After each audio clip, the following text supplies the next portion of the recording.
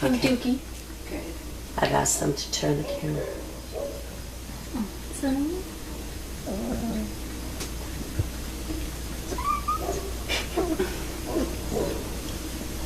They're getting little personalities. I know. They're so funny.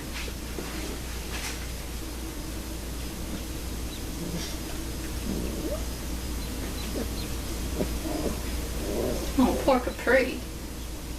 She's a cut. Yeah, there's also a little blood here. Which I don't know where exactly it came from. It came from the way back end. I think so. I wouldn't be surprised. Yeah. They tend to bleed for a while after having puppies. Okay. And you're good.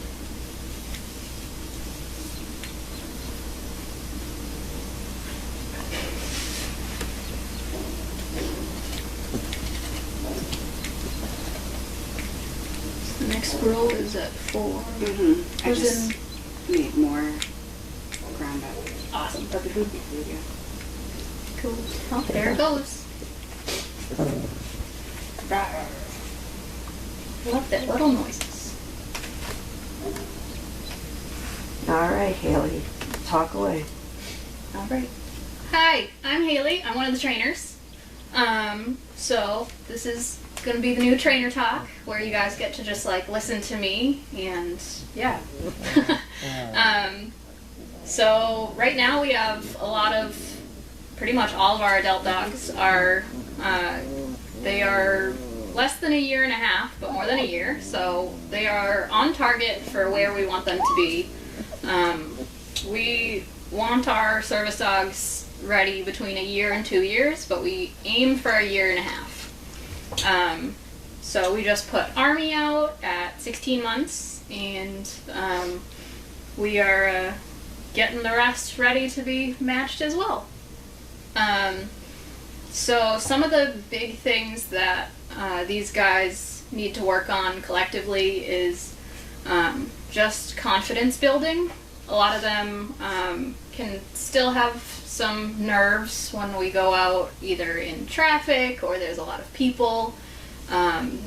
So we call it putting miles on the dogs. We have them just go out as much as we can get them out, and that's what builds their confidence, having these good experiences, going out a lot. So that's what a lot of them need. Some of them need work on going upstairs just one at a time. They know what we're asking, but they just get so excited that they need to take 2 stairs at a time. And we work on correcting that, slowing them down, taking just 1 step at a time. One of the things that's very difficult for them would be backing up on stairs, which we usually don't have them do. If we're near the bottom of the staircase, sometimes we'll have them like just reset. We'll start the stairs over again. But if we're in the middle, usually it's you have them stop and then you get up to where they are and then try to have them keep going 1 at a time when you're going upstairs. Downstairs is usually easier for the dogs. So when we go upstairs, we have the dog step first and then the human step. Going down, it's the reverse. So the human steps first and then the dog does. So that seems to be easier for the dogs to learn. But they all get it eventually, thankfully. And we're looking forward to working with these guys. We're going to be starting spoon feeding with the little ones soon. And that is how we start training these guys to be service dogs. Spoon feeding gets them to know their names, to wait until we ask them to, come forward to get their spoonful. It's one of the most integral parts of what we do. That's one of the reasons why we breed them versus doing any rescuing or whatever. We're starting them young, getting them focused on us, and that's just how we do things here.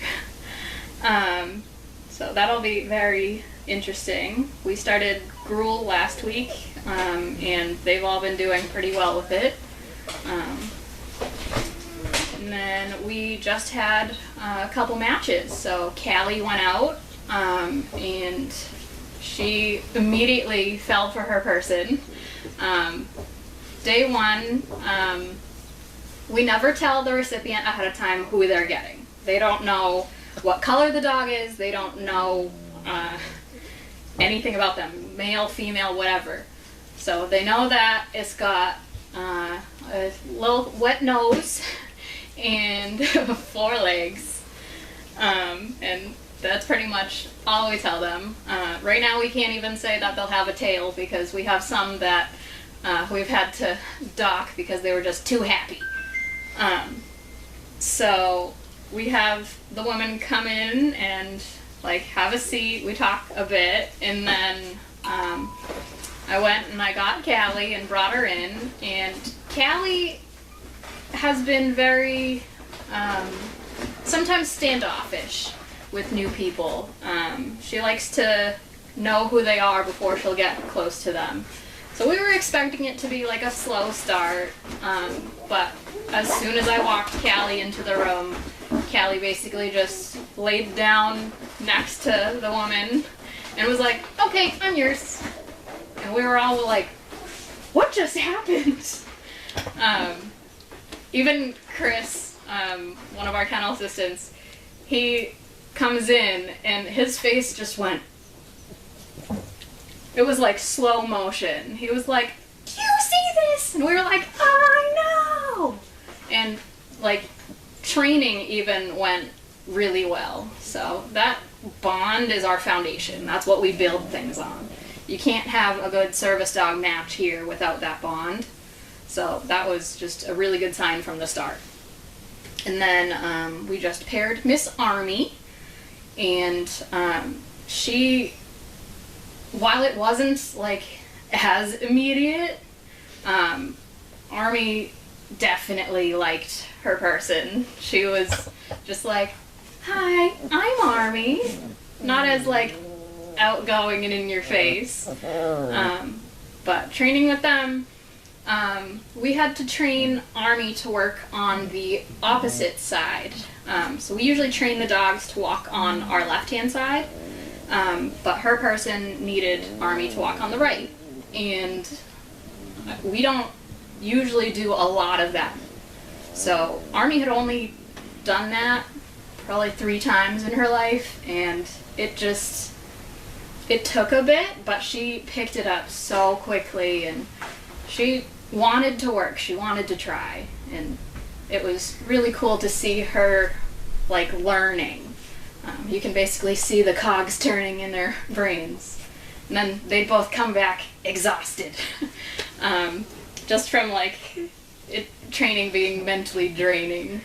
And then we'd go back out the next day, and they built that. And we say a bond isn't solidified until about 6 months after they leave us.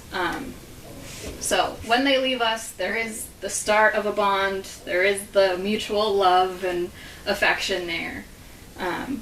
But we give our recipients the skills to continue building that bond, to continue working with the dog, to continue training with the dog.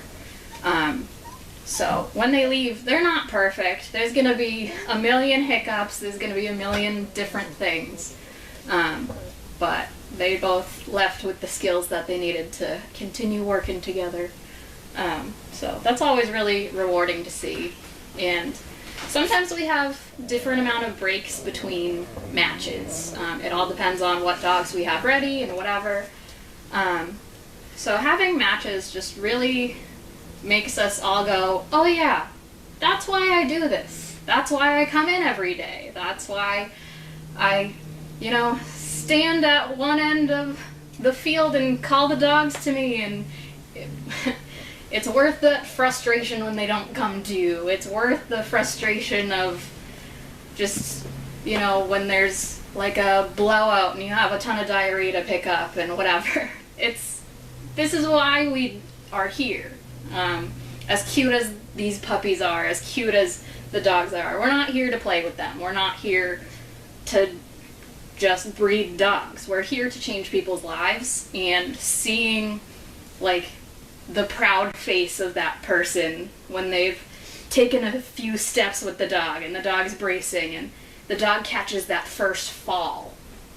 It's awesome to watch like that moment and know that you played a part in that.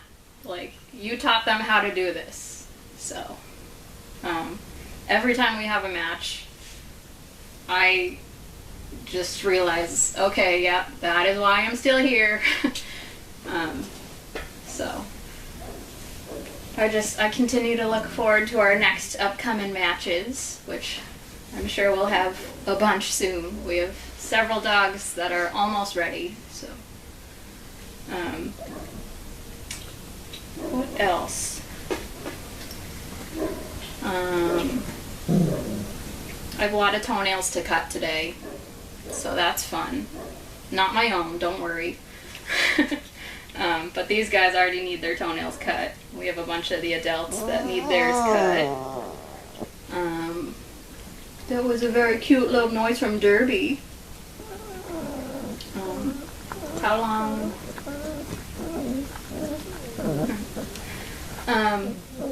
Well, this was fun. I will keep thinking of more things to say for next time, so that I don't bore you with the same repetition. Let them know you'll be doing, someone will be doing this too. Oh.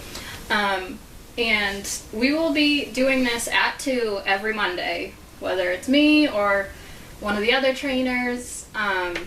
So this is something that you can anticipate and will be regular, and we will be a lot better than we used to be at being consistent. Informational only. Yeah, and this is all going to be just information from me, what my week was like, what my day was like, all that. We're not going to be doing a Q&A for this part, so I'll just be writing down a bunch of notes for myself moving forward so that I have some new info to drop on y'all. But thanks for watching. Continue watching the puppies because they're so adorable. But thanks. That was so cute. Good time.